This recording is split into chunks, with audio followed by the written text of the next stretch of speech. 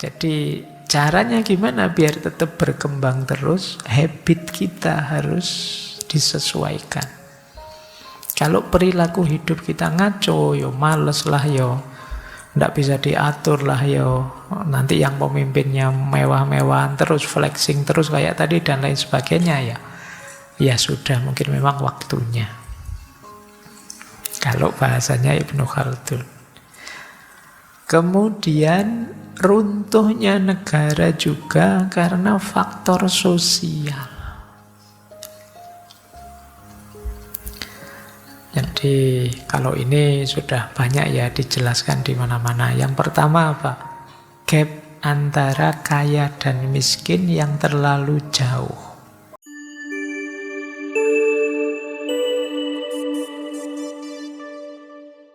Assalamualaikum warahmatullahi wabarakatuh. Baik, bismillah. Malam hari ini kita akan belajar kembali tentang Ibnu Khaldun. Kali ini dengan tema etika politik. Ada beberapa kali kita angkat Ibnu Khaldun ini, termasuk dulu ada tema yang sudah direncanakan tapi tidak jadi karena pandemi, yaitu pandangan beliau tentang ekonomi. Ya, semoga kapan-kapan bisa kita ulang, kita angkat lagi. Malam hari ini kita membahas politiknya, fokus pada etika politiknya. Beliau ini memang tokoh besar kalau dalam filsafat Islam. Beliau punya pikiran-pikiran yang khas, berbeda dengan filosof yang lain. Beliau ini cara berpikirnya lebih tematis. Gelarnya banyak, ya bapak sosiologi, ya sejarah, ya ilmu politik dan lain sebagainya. Beliau gelarnya banyak, memang kitab-kitab beliau cara membahasnya mungkin seperti buku-buku kuliah hari ini, detail, ilmiah. Baik, bismillah. Bolak-balik bismillah. Kita mulai sekarang. Dasar berpikirnya. Jadi Ibnu Khaldun punya beberapa asumsi dari seluruh bangunan pemikirannya. Dalam catatan saya ada 5 asumsi menurut Ibnu Khaldun tentang manusia.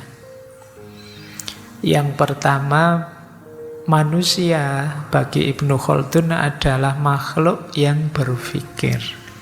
Hayawanun natik. Yang kedua, manusia adalah makhluk sosial. Yang ketiga, manusia adalah makhluk politik.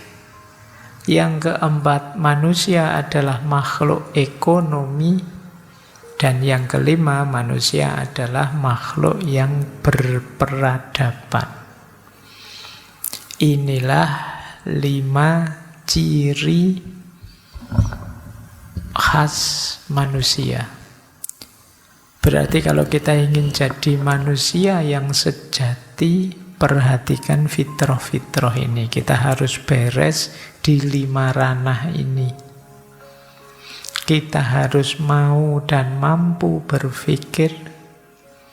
Kita harus mau dan mampu hidup bersama orang lain. Kemudian kita harus mau dan mampu diatur dan ditata dalam hidup kebersamaan kita.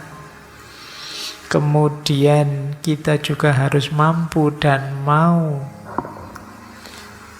membiayai, ngopeni kebutuhan hidup kita.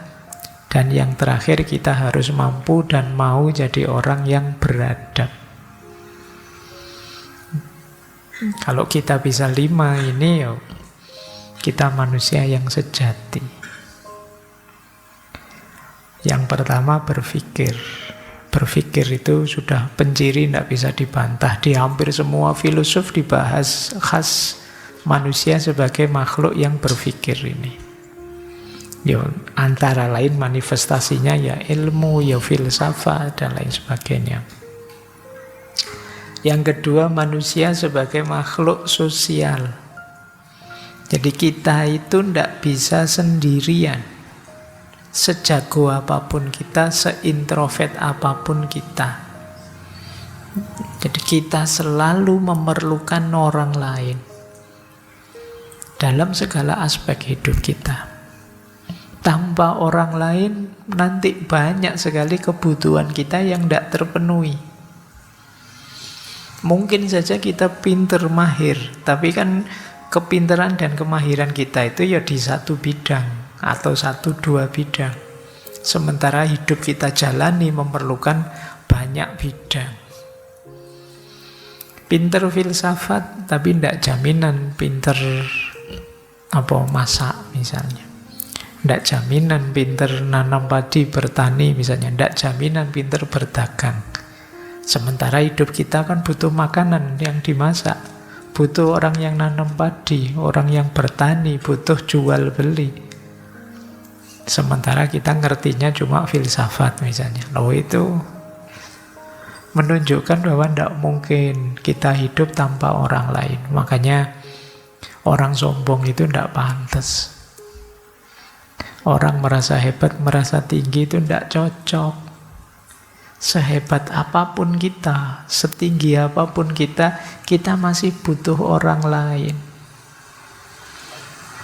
Ya kalau bahasanya komputer, kesombongan dan manusia itu tidak kompatibel. Kalau ditemukan hasilnya crash mesti. Kalian kan mestinya tidak kerasan kan deket orang sombong, deket orang yang ngomong besar, meninggi-ninggikan dirinya. Itu kamu deket orang kayak gini kan perutmu langsung mules mesti. Ingin segera pergi saja. Nah, kenapa tidak cocok dengan programmu?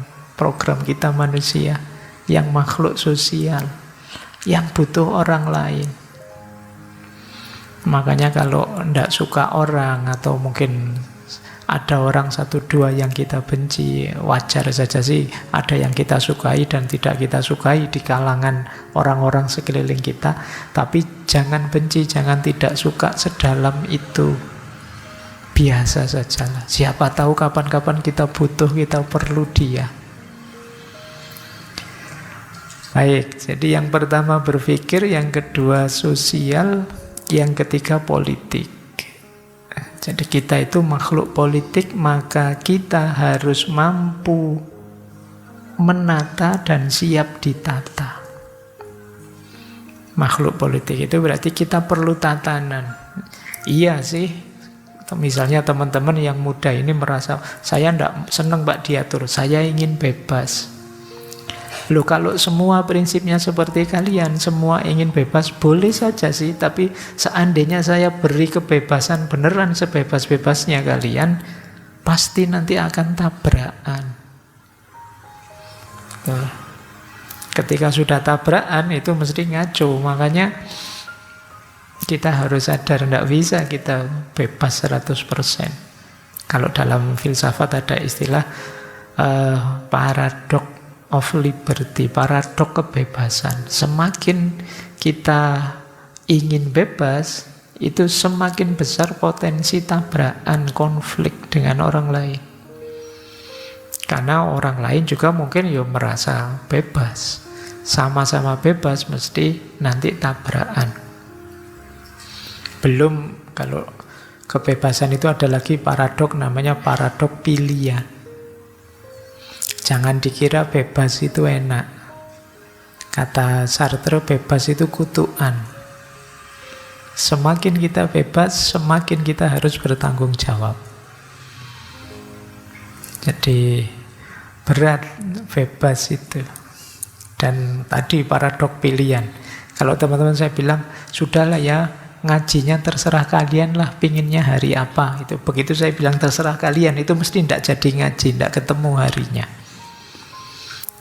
Satu ingin malam Minggu, satu ingin malam Senin, satu ingin tetap Rebo malam Kamis saja, satu ingin malam Jumat saja Pak sekalian. Tidak jadi ngaji. Itu yang disebut paradok pilihan. Semakin banyak pilihan, semakin bingung orang untuk memutuskan. Maka orang harus mau diatur. Tidak bisa suka-suka dia sendiri. Karena kalau tatanan rusak, hidup tidak teratur, ya kita sendiri tidak nyaman. Jadi bayangkan kalau di jalan itu tidak diatur. Ini lampu merahnya kapan, jalur lambat, jalur cepat, jalur kiri, jalur kanan, kalau nyelip bagaimana, itu kan aturan biar semua nyaman. Coba semua merasa bebas, kalau saya suka-suka saya lah Pak, makna kan dari saya misalnya. Itu mesti di jalan isinya kisruh, mesti banyak senggolan, tabrakan, dan lain sebagainya. Maka manusia itu fitrahnya politik, harus bisa ngatur sekaligus mau diatur. Jadi ini fitrah yang ketiga. Yang keempat, manusia itu makhluk ekonomi. Secara natural masing-masing kita itu ingin terpenuhi kebutuhannya, ingin hidup secara layak. Makanya terus nuansa ekonomi itu ya bagian dari fitrahnya manusia menurut Ibnu Khaldun.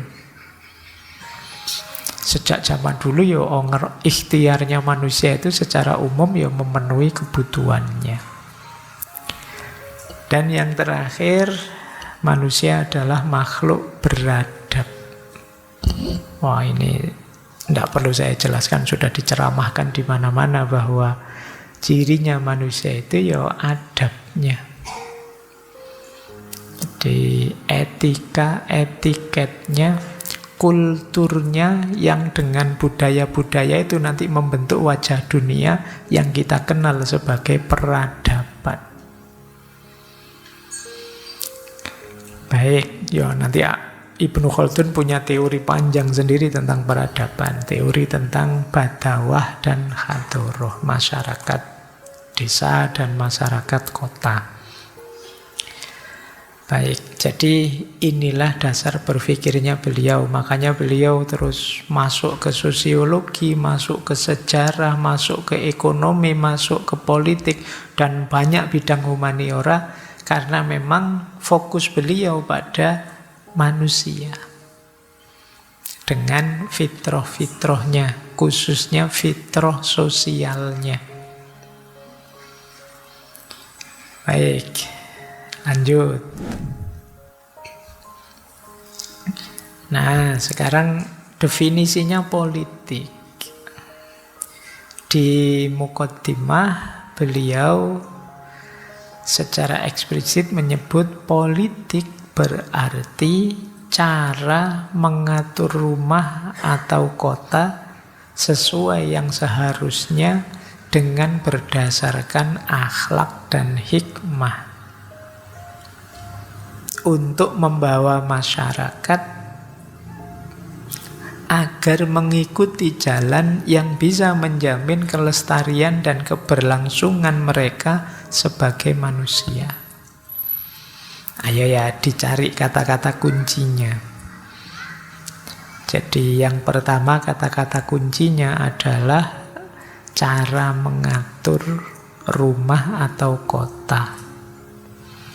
Yang kedua, kata-kata kuncinya adalah akhlak dan hikmah. Yang ketiga, kata-kata kuncinya adalah kelestarian atau keberlangsungan manusia. Jadi politik itu cara mengatur. Jadi hidup bersama yang tertata rapi. Pedoman mengaturnya apa? Akhlak dan hikmah. Akhlak itu moralitas, etik. Jadi perilaku baik.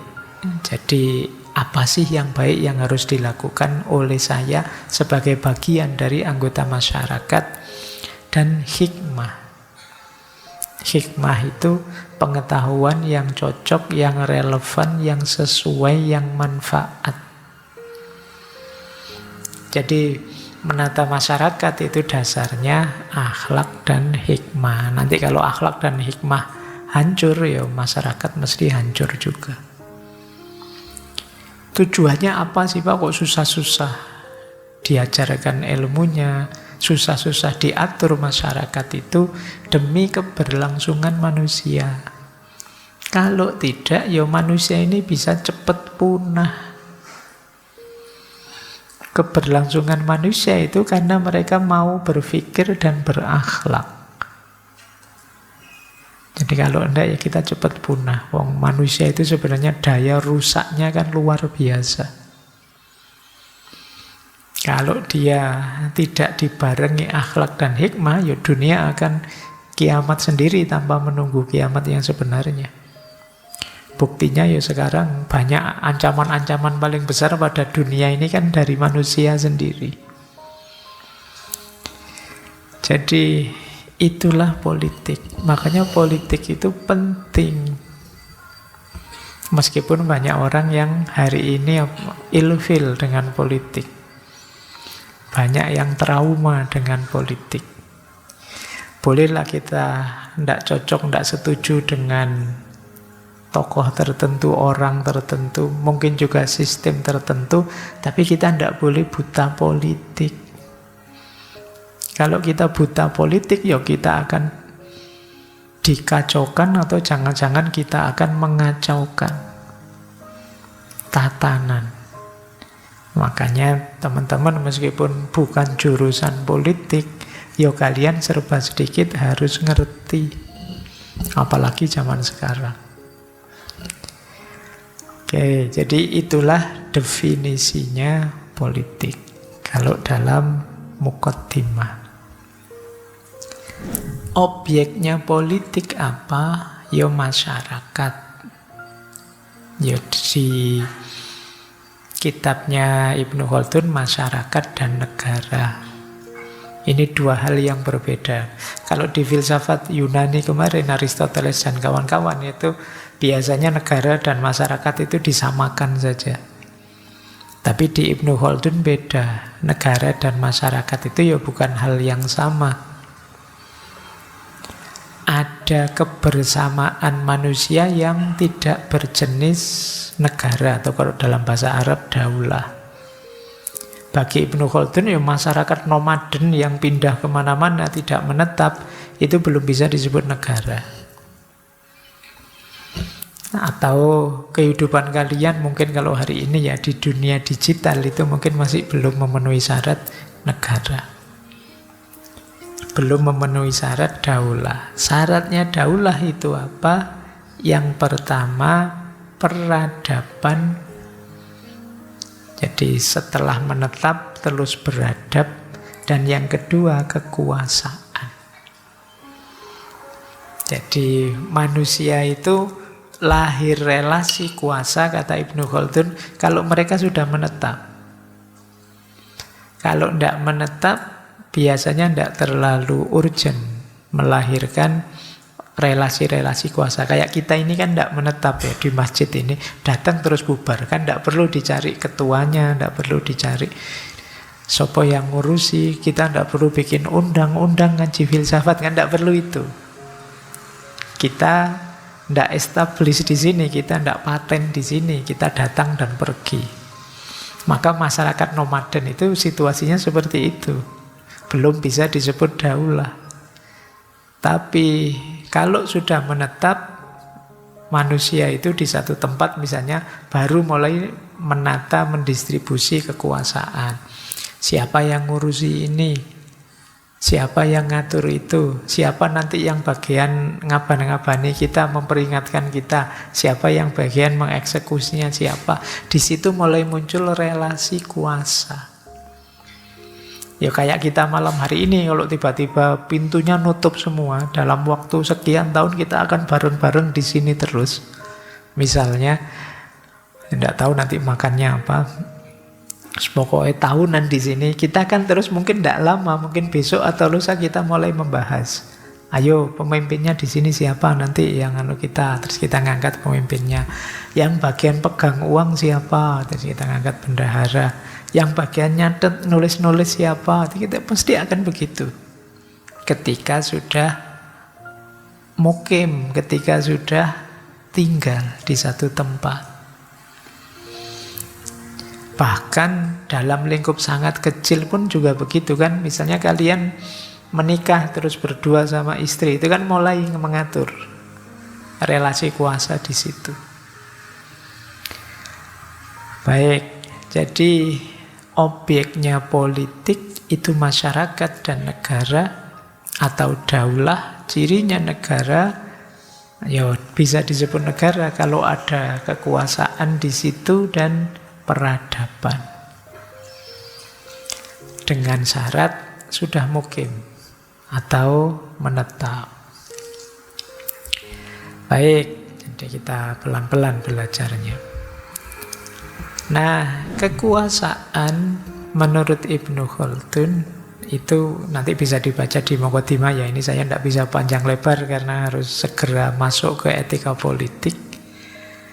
Jadi pembagian kekuasaan secara umum ini 3. Ini mungkin mendahului trias politika khas filsafat barat ya. Ibnu Khaldun sudah punya konsep pembagian kekuasaan dalam 3 aspek. Yang pertama sultan, yang kedua wizaroh, dan yang ketiga hijabah. Jadi yang harus dipilih yang pertama kepala negaranya, pemimpinnya, yang menetapkan, yang memutuskan. Kemudian wizaroh. Wizaroh itu aspek kepenaan, maksudnya kepenaan mungkin sekretariatnya, yang nulis, yang nyimpen harta, yang mendokumentasi, yang ngatur aset, yang mendata apa saja, itu wizaroh, kementerian.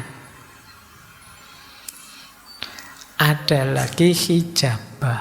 Hijabah ini mungkin kalau hari ini apa ya, kepegawaian petugas militer itu ada di hijabah, memberi pelayanan, kemudian menjatuhkan hukuman dan lain sebagainya, termasuk kepolisian, menjaga benteng. Menjaga itu mungkin hari ini ya apa, bagian satpam, bagian itu armada militer dan lain sebagainya. Itu istilahnya hijabah. Jadi ada sultan, ada wizaroh, ada hijabah. Yang satu memimpin, yang satu ngurusi administrasi, yang satu menjaga keamanan. Nah, kalau laki-laki, kalau contohnya seperti ini, ya nanti yang dipilih pertama pimpinannya siapa, yang mendokumentasi, yang ngatur, yang memanage, yang mengadministrasi siapa, yang menjaga biar aman, yang ngawasi biar tidak ada yang ganggu siapa. Jadi ini basic lembaga manusia itu biasanya kalau sudah melibatkan kekuasaan akan melahirkan 3 pembagian ini. Ya. Jadi di satu negara ini pasti ada, dimanapun itu, sultan, wizaroh, dan hijabah. Oke, saya lanjutkan. Ini nanti berhubungan dengan etiknya. Nah, negara itu menurut Ibnu Khaldun seperti organisme. Dia lahir, berkembang, tua, dan nantinya mati. Ini dulu pernah saya sampaikan di sesi sebelumnya ya. Ibnu Khaldun itu termasuk ahli sejarah yang mengikuti teori siklus. Jadi sejarah itu berputar. Lahir, tumbuh, dewasa, stagnan, menurun, terus mati. Kalau sudah mati nanti akan lahir lagi. Jadi perjalanan sejarah ini melingkar dan akan selalu begitu. Makanya kata Ibnu Khaldun, peristiwa apapun dalam sejarah itu sebenarnya mengulang. Jangan dikira dulunya ndak ada. Kamu tinggal nyari cerita apa wis, politik yang apa, yang hari ini menurutmu baru apa. Dulu pasti juga pernah ada yang jenisnya begitu. Apakah prestasi, apakah pengkhianatan, apakah keberhasilan, apakah pasti sebelumnya juga sudah ada. Jadi tidak pernah ada peristiwa sejarah hari ini yang sama sekali baru. Selalu dulunya sudah pernah ada. Kenapa? Ya karena sejarah itu selalu siklus. Mungkin pada saatnya Pak, sekarang kan misalnya contohnya kalian protes penjajahan itu kan dulu di awal-awal abad 18 merajalela sekali. Sekarang kan tidak ada Pak penjajahan. Ya masih banyak, cuma kamu tidak sadar saja. Ya, jenis penjajahannya mungkin berbeda karena zaman budaya dan peradaban kan berkembang dinamis. Tapi aktivitas penjajahannya masih banyak. Mungkin kalian tidak sadar. Pokoknya yang dulu ada sekarang pasti juga masih ada, kalian bisa mengkiaskannya. Pak, dulu ayo zaman jahiliyah di Arab, anak perempuan begitu lahir langsung dikubur hidup-hidup. Sekarang apa ada gitu Pak? Banyak. Kadang-kadang belum lahir pun sudah dikubur hidup-hidup. Jadi kata Ibnu Khaldun tidak ada peristiwa sejarah yang sama sekali baru. Setiap sejarah itu ulangan saja dari yang dulu pernah terjadi, karena sejarah itu siklus berputar. Nah, menurut Ibnu Khaldun menariknya, sebentar ya, tadi melanjutkan yang tadi, umurnya negara, ini kalian boleh protes nanti ya, boleh kamu analisis. Umumnya kata Ibnu Khaldun, negara itu umurnya sekitar 3 generasi. Jadi kurang lebih 120 tahun menurut beliau. Beliau mengkiaskan ya usianya manusia itu kan satu generasi itu biasanya dihitung 40 tahun. Jadi ya mulai matang sampai kemudian tua itu kan. Nah 40 kali 3 itu 120. Dan biasanya satu daulah itu siklusnya 120-an tahun. Indonesia usianya berapa bulan depan? Iya, besok kan 17 Agustusan tahun ini ya. Insya Allah belum 100 kita ya, masih aman. Karena kata Ibnu Khaldun 120. Kalau pakai gambar ini tadi saya tidak tahu kita ada di mana. Kita ini lahir sudah ya, sedang tumbuh atau sudah dewasa, atau kita ada di fase stagnan, atau kita ada di fase menurun. Kalau mati belum ya, kan tadi belum. Jadi kalau menurun berarti sebentar lagi. Kalau stagnan masih lumayan. Coba kita cek nanti ada ciri-cirinya sebenarnya. Kalau yang dewasa seperti apa, yang mati karena apa, dan lain sebagainya. Baik. Nah, 3 generasi itu, ya meskipun tadi beliau verbalnya bilang 120, sebenarnya tidak harus dipahami seeksak itu. Tapi cara beliau menarasikan 3 generasi itu begini. Generasi pertama itu generasi awal, itu biasanya masih sederhana, tradisional, primitif, belum mewah, gaya hidup kalau istilahnya Ibnu Khaldun badawah, gaya di pedesaan, guyub, rukun, bareng-bareng seneng, bareng-bareng susah, lebih kompak.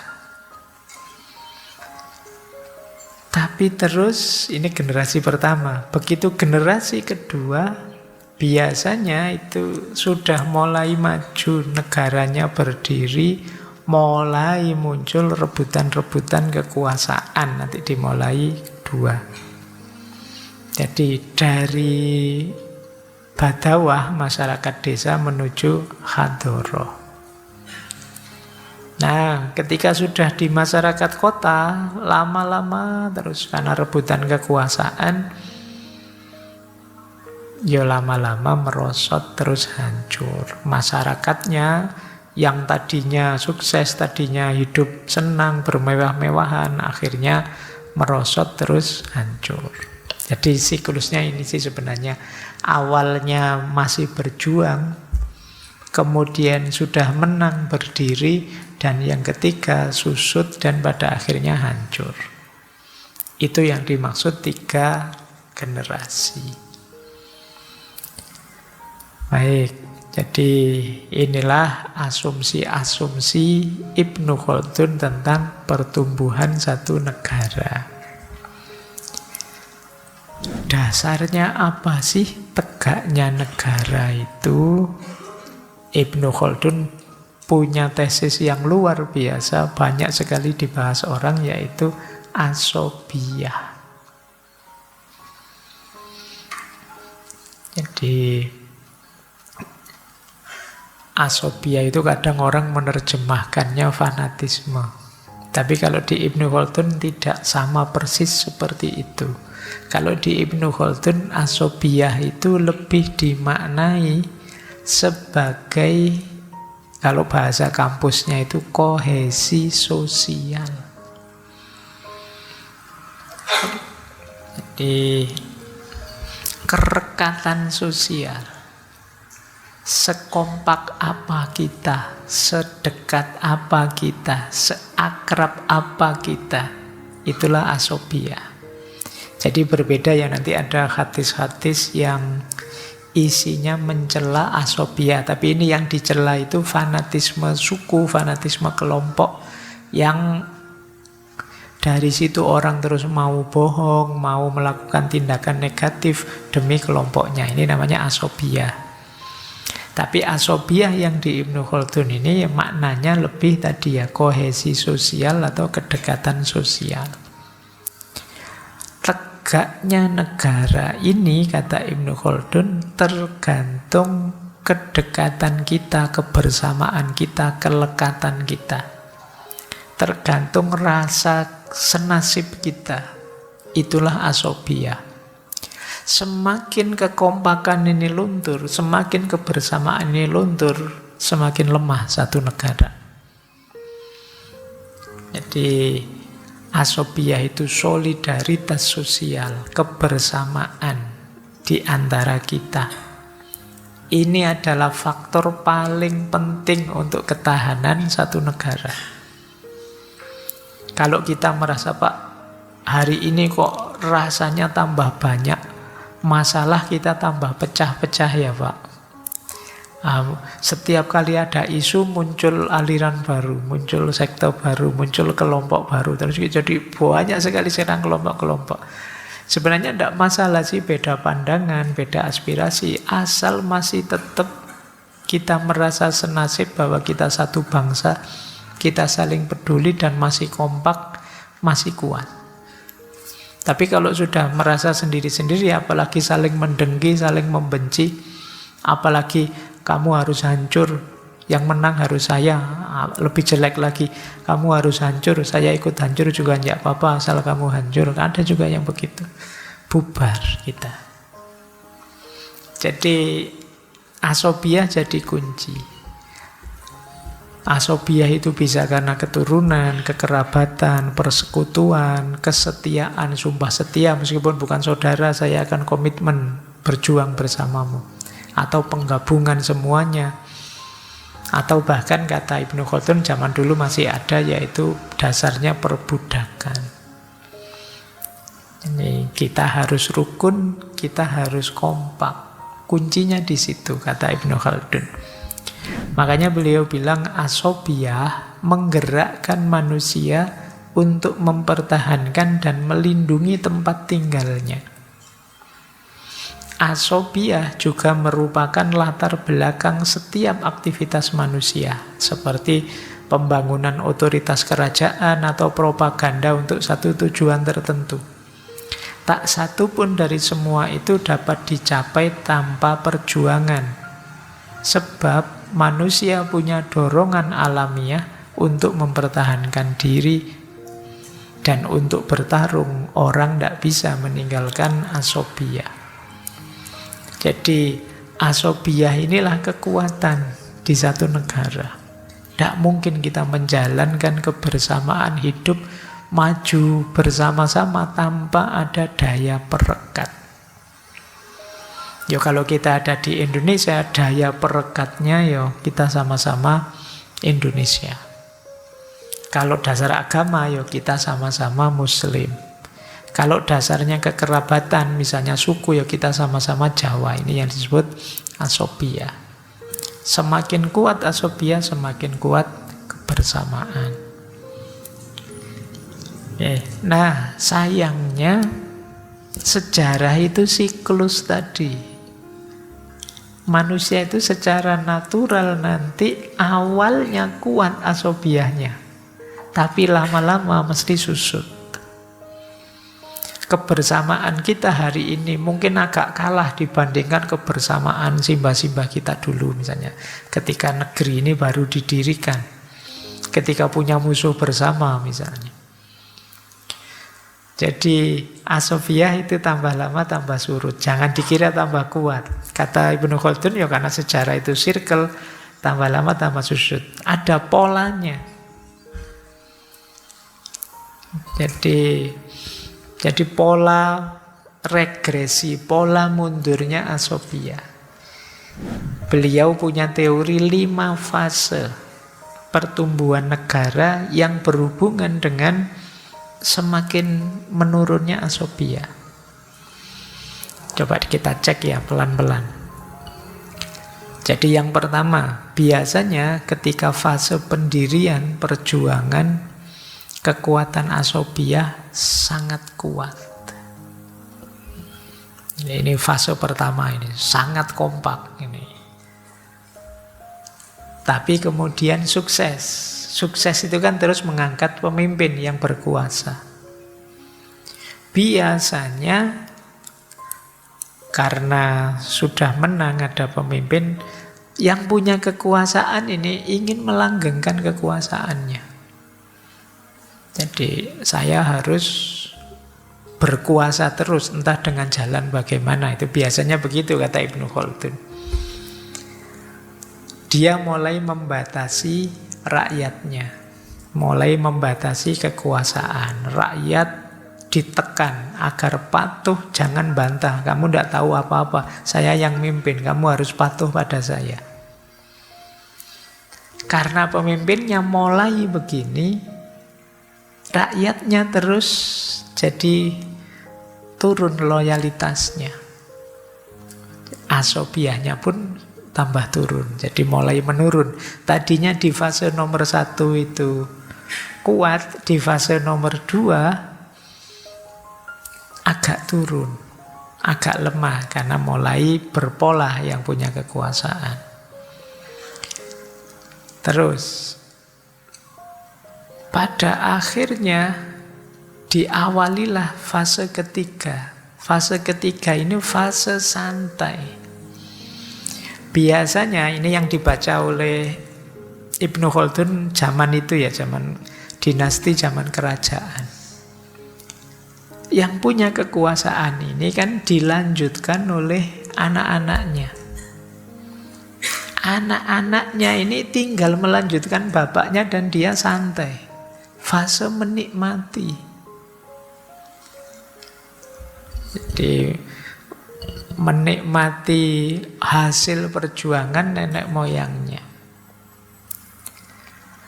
Loh, orang menikmati itu biasanya terus santai.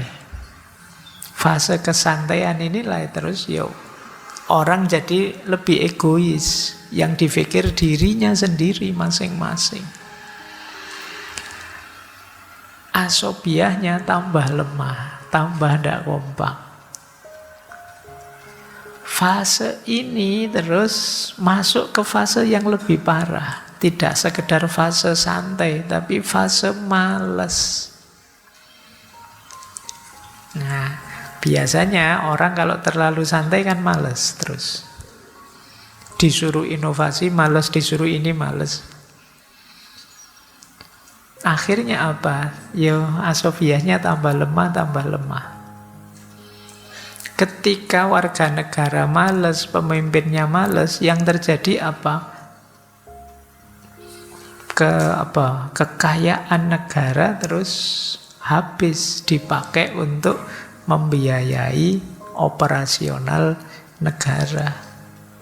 Kata Ibnu Khaldun, cirinya apa? Biasanya kalau sudah masuk fase menjelang mati ini, pajak-pajak jadi banyak.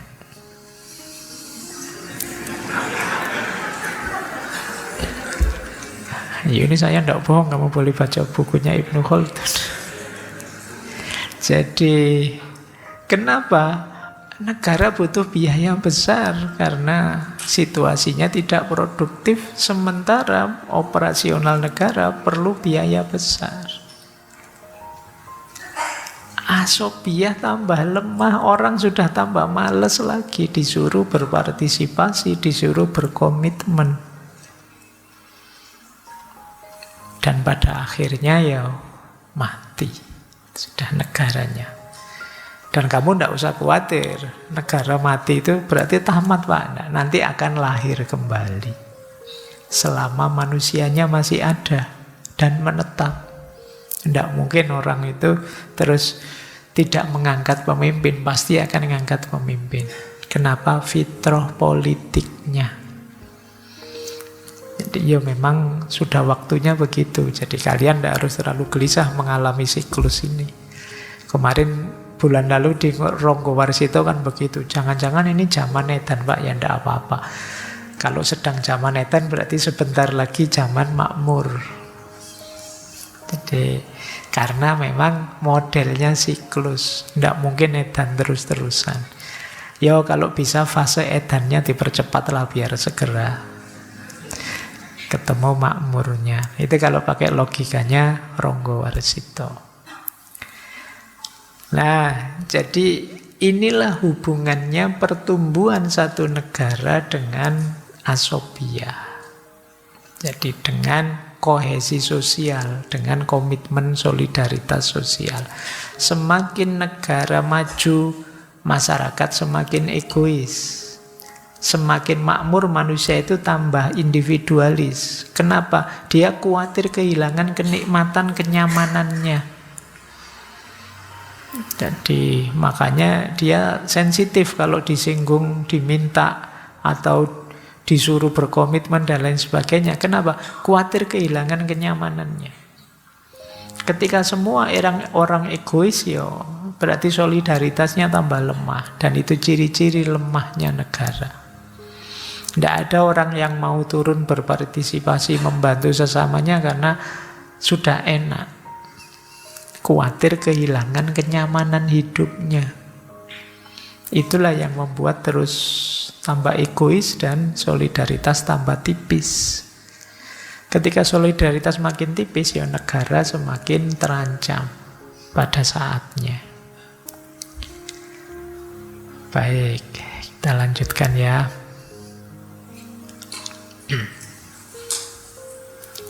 Nah, kemudian Ibnu Khaldun menunjukkan faktor-faktor runtuhnya negara. Jadi, tadi kan sudah jelas ya kondisinya dari sisi asobiahnya. Sekarang kita lihat suasana konkretnya. Beliau menyebut ada politik, ada ekonomi, ada psikologi, ada aspek sosialnya, ada juga faktor alamnya. Kalau faktor politik tadi jelas ya, asobiah tambah lemah. Jadi kita saling tidak peduli.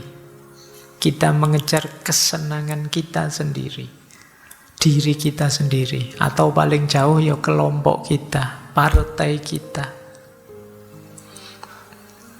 Jadi semakin seperti ini berarti semakin kita tidak kompak. Semakin kita tidak kompak, semakin lemah negara. Jadi runtuhnya negara diawali dari solidaritas sosial yang melemah. Itu secara politik. Kalau secara ekonomi, ya tadi dijelaskan menipisnya kekayaan negara karena gaya hidup. penguasa maupun rakyatnya. Jadi ayo dicek gaya hidup kita, hura-hura ndak. Kemarin banyak cerita-cerita flexing, pamer kekayaan, pamer harta, bermewah-mewahan. Kalian mungkin foto di depan motormu yang baru, mobil yang terbarumu, yang mahalnya luar biasa. Itu kalau pakai kacamata populer sih, wah kamu kagum luar biasa. Tapi begitu kamu pakai kacamatanya Ibnu Khaldun, negara mau hancur ini berarti. Jadi karena bagi Ibnu Khaldun ya ciri-ciri ekonomi negara mau mati itu penguasanya banyak hura-hura, foya-foya, pamer kemewahan. Kenapa? Ini jadi awal nanti rakyat, orang biasa ndak puas, ndak terima. Akhirnya mereka ketika diajak, yuk kita bela negara, yuk kita demi ketahanan negara, kamu jadi males. Ngapain Pak? Ya negara saya dapat susahnya terus kok. Ya dia ndak pernah dapat enaknya, ngapain saya disuruh-suruh sekarang. Kalau waktunya enak saya ndak dilibatkan, waktunya susah saya diminta-minta misalnya. Bisa muncul seperti itu. Jadi ini faktor ekonomi. Ada lagi faktor psikologi. Kalau faktor psikologi tadi sudah dijelaskan, kebiasaan buruk, habit-habit negatif, yo penguasa, yo rakyatnya. Yang tadi dijelaskan itu santai dan males misalnya. Ingin senang-senang terus. Ndak mau susah. Jadi yo baik yang berkuasa maupun yang dikuasai, kalau sama-sama ndak mau susah ya selesai. Wong capaian apapun itu kan tetap ada susah payahnya. Kalau semua tidak mau susah berarti jangan mimpi ada capaian-capaian. Kalau sudah tidak ada capaian-capaian ya selesai, negaranya tidak berkembang. Jadi ya alhamdulillah kan kita masih disebut negara berkembang. Semoga nanti jadi negara tidak berkembang gitu. Lebih ngeri lagi. Jadi caranya gimana biar tetap berkembang terus? Habit kita harus disesuaikan. Kalau perilaku hidup kita ngaco, yo males lah yo, ndak bisa diatur lah yo. Nanti yang pemimpinnya mewah-mewahan terus, flexing terus kayak tadi dan lain sebagainya ya. Ya sudah, mungkin memang waktunya. Kalau bahasanya Ibnu Khaldun. Kemudian runtuhnya negara juga karena faktor sosial. Jadi kalau ini sudah banyak ya dijelaskan di mana-mana. Yang pertama apa? Gap antara kaya dan miskin yang terlalu jauh. Ini tanda-tanda sudah. Kalau pakai teorinya Karl Marx ini tanda-tanda sebentar lagi pasti ada revolusi. Kenapa? Gapnya terlalu jauh. Yang sana terlalu enak, terlalu nyaman. Yang sini terlalu miskin, terlalu kekurangan. Yang sana jauh di atas garis kemiskinan, yang sini jauh di bawah garis kemiskinan. Ya selesai. Kalau kalian kan pas di atas garis. Tapi ada yang jauh di bawahnya misalnya. Nah ini tidak ada orang yang mau melihat situasi seperti itu. Pasti di situ ada yang tidak adil tatanannya. Yang kedua, penindasan dan kezoliman. Ini niscaya ya, dimanapun ada penindasan dan kezoliman, apalagi kok sampai merajalela, ya ditunggu saja saatnya. Kemudian runtuhnya moral dan nilai di masyarakat, terutama di kalangan para pemimpinnya.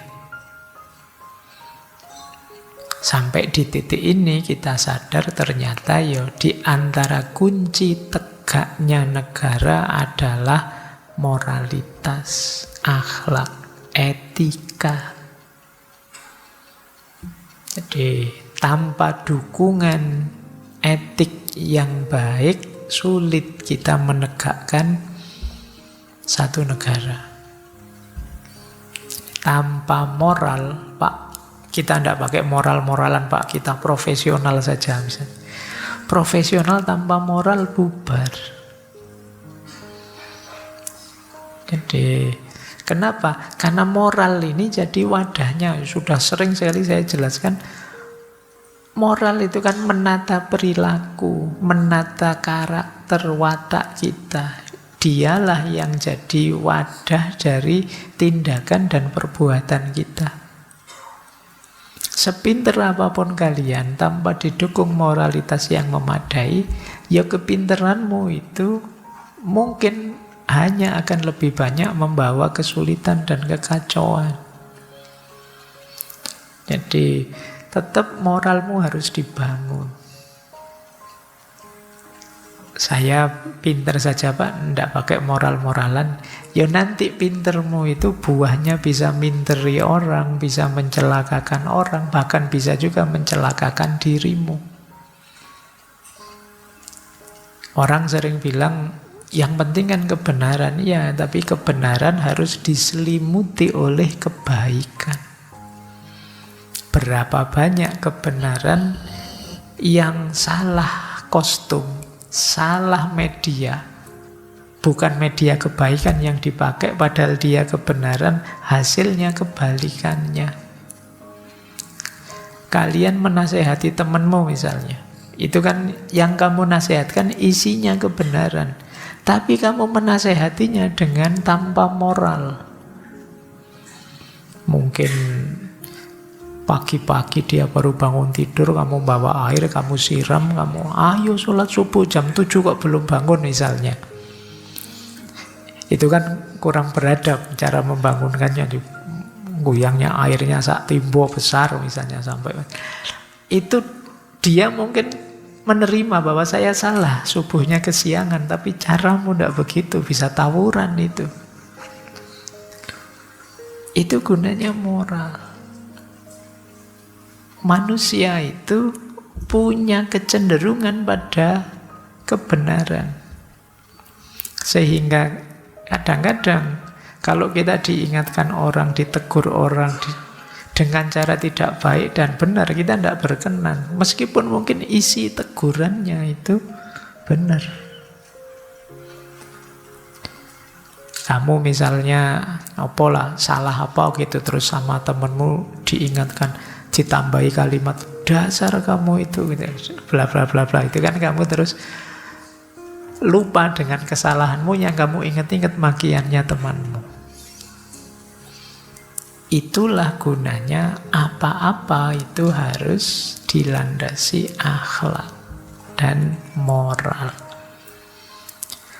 Kan saya benar toh Pak, saya peduli dengan teman, saya benar toh Pak mengingatkan kebenaran, iya, tapi wadah yang kamu pakai, media yang kamu gunakan kurang etis. Sehingga apa? Tidak kena sasarannya.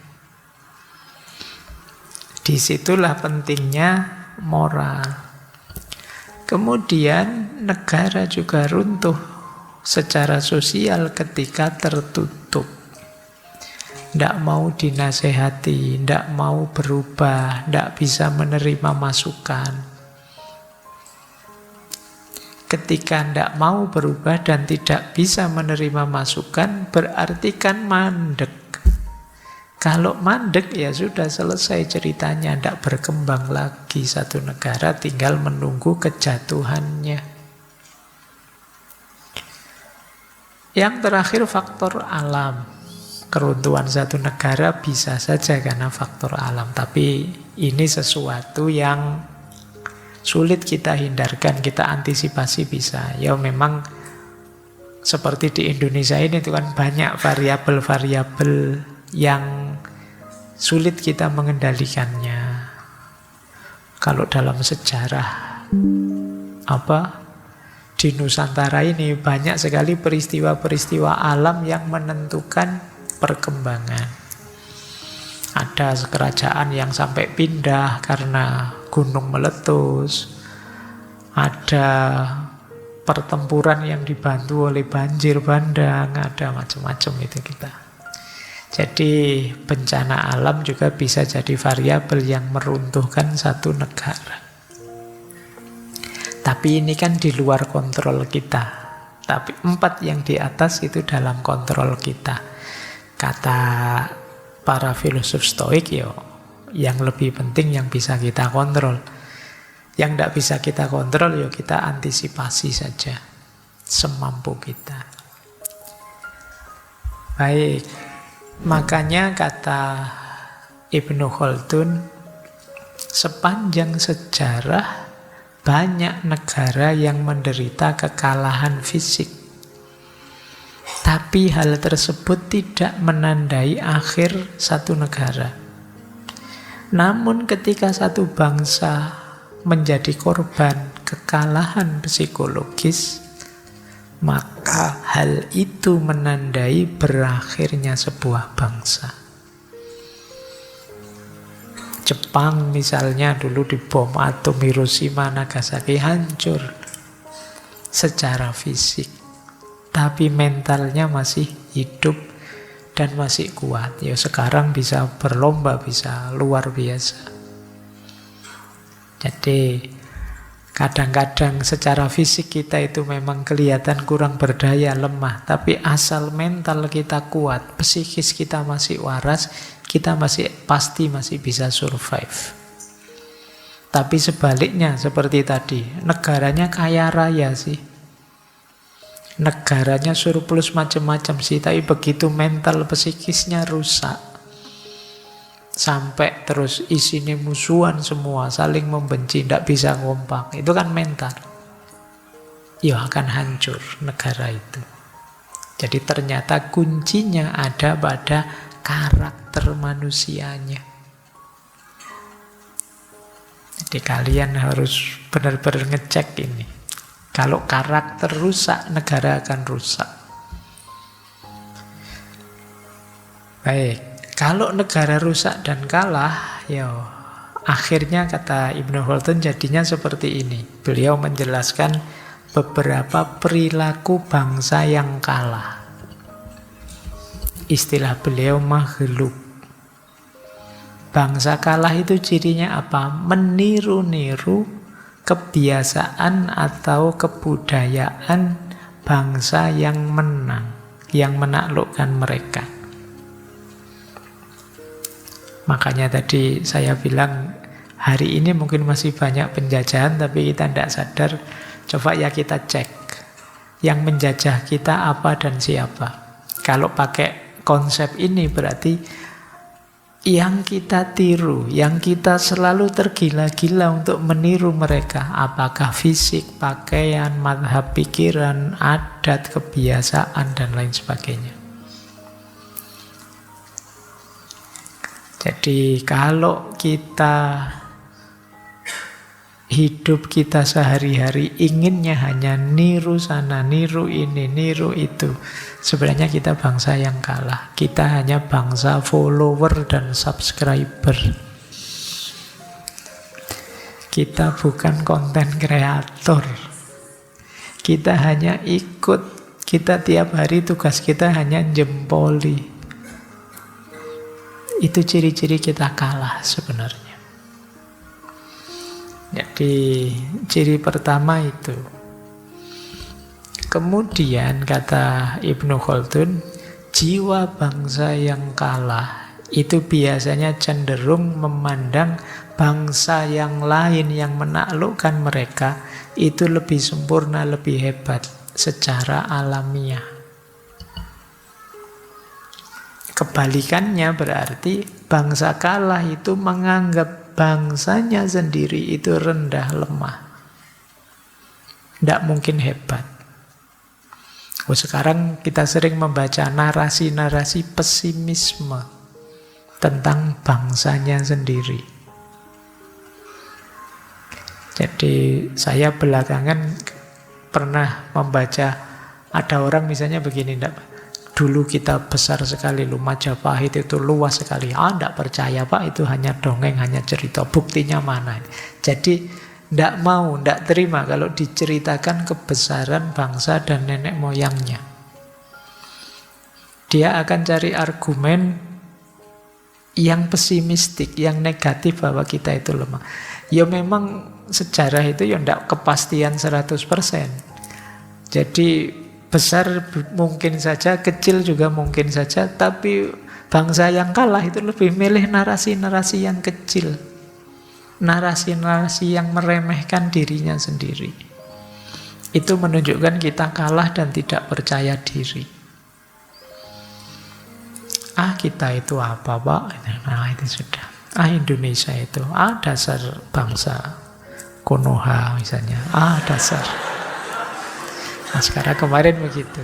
Jadi ya bahwa kamu tidak cocok, tidak setuju dengan fenomena ini, peristiwa ini dan lain sebagainya, tapi ya tetap cintailah bangsamu, wong itu rumahmu. Seandainya kamu belum besar, ya nenek moyangmu dulu sudah besar kok. Karya-karya mereka luar biasa kok. Bahkan yang di luar-luar juga banyak yang ngakui. Kok kamu sendiri tidak mau mengakui?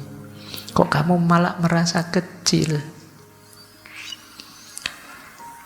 Makanya kadang-kadang hari ini akhirnya apa? Kita mencari rujukan, mencari bahan, mencari materi penelitian itu dari buku-bukunya orang luar yang belajar tentang kita. Tentang Jawa, yuk kita nyari referensi orang luar yang nulis tentang Jawa. Karena kita sendiri tidak bangga, tidak ingin mengkajinya, mendalaminya. Ini kalau versinya Ibnu Khaldun, kita ini punya watak bangsa yang kalah. Makanya minder, merasa kecil, menganggap dirinya kecil. Kalau ada narasi-narasi besar tentang bangsanya, dia meragukannya. Masa begitu? Mengerti saya orang Indonesia itu tidak sehebat itu kok. Terus begitu. Oke, nah itu ya jangan-jangan kita ada di kubu yang kalah sebenarnya.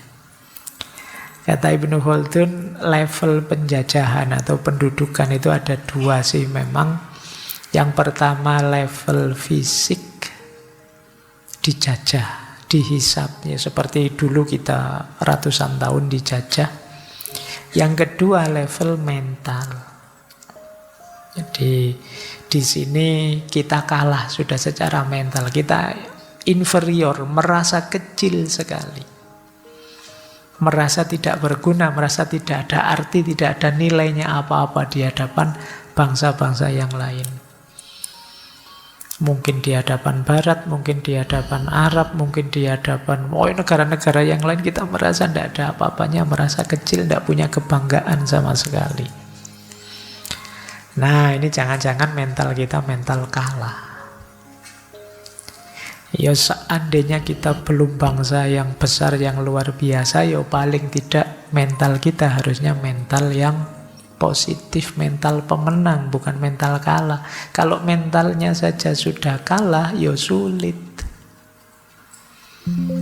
Kita bisa maju, bisa berkembang. Kemarin kapan itu saya juga baca, ala Pak, tentang sepak bola. Tidak mungkin Pak Indonesia itu bisa maju, bisa menang sepak bolanya. Wis toh, percaya saya gitu kan. Luwung sepak bola itu kemungkinannya bisa 1001. Tapi kamu lebih milih pesimis daripada optimis. Jadi inilah mental kalah namanya. Kalau sejak mental saja kita kalah, ya sulit kita bisa maju. Itu menunjukkan kita tidak percaya diri. Orang yang tidak percaya diri itu mesti ragu-ragu dan setengah-setengah melakukan apa-apa. Percayalah bahwa kamu bisa. Sekarang memang kita sering kalah Pak, tapi insya Allah berapa tahun lagi, entah kapan, kita pasti bisa juara dunia Pak. Meskipun saya tidak melihat besok anak cucu saya. Nah, gitu loh, itu namanya optimis. Daripada kamu lemes, paling tidak kan menyenangkan, membahagiakanmu sendiri. Baik, inilah hubungan etik dengan politik. Mental kita harus yang kuat dong. Baik, kita lanjutkan. Nah, sekarang tentang tata negaranya. Ya, Ibnu Khaldun hidup di zaman itu dinasti-dinasti Islam, maka beliau punya istilah beliau 8 prinsip kebijakan. Yang pertama, kekuatan penguasa atau al-mulk tidak akan terwujud kecuali didasarkan pada hikmah. Jadi seorang penguasa tidak boleh buta agama. Dia harus punya kapasitas untuk menggali hikmah dari agama. Karena dalam ajaran-ajaran agama ada banyak sekali keutamaan-keutamaan, kemuliaan-kemuliaan hidup. Kenapa begitu? Ya karena keutamaan-keutamaan tadi tidak bisa diimplementasikan kecuali oleh orang yang punya kekuasaan. Jadi rumus pertamanya adalah hikmah agama atau syariah.